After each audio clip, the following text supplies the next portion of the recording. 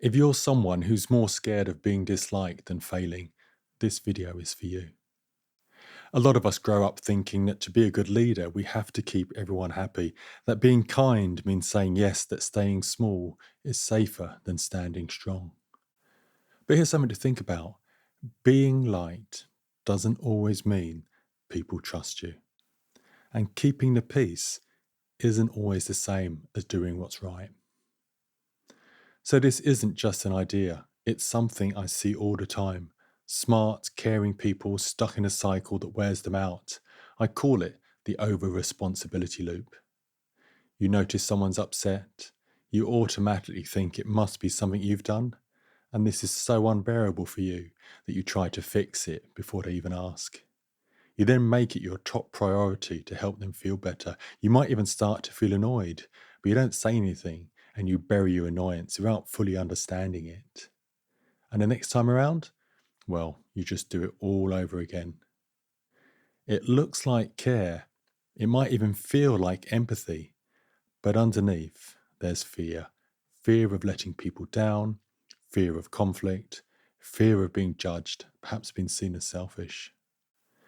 So one leader I worked with would regularly drop everything just to check in on any team member who seemed a bit off.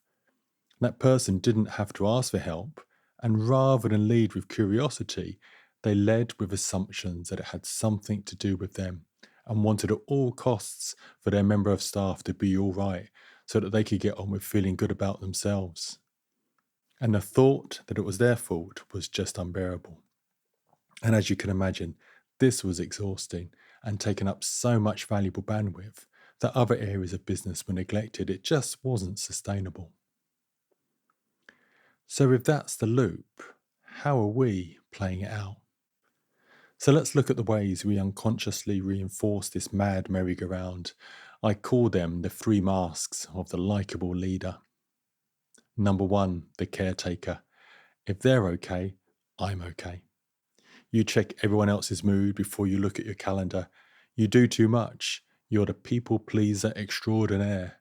You take on more than your fair share, and you end up tired and resentful, and you begin to lose your edge.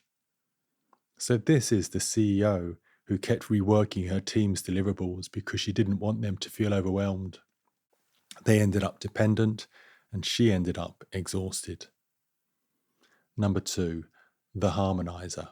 I'll keep things smooth so no one gets upset. You sugarcoat hard truths, you wait too long to make tough calls, you keep quiet to keep the peace, but it backfires. This is the startup founder who postponed a difficult restructure for 6 months to avoid disappointing her co-founder, and by the time he acted, the damage was twice as deep.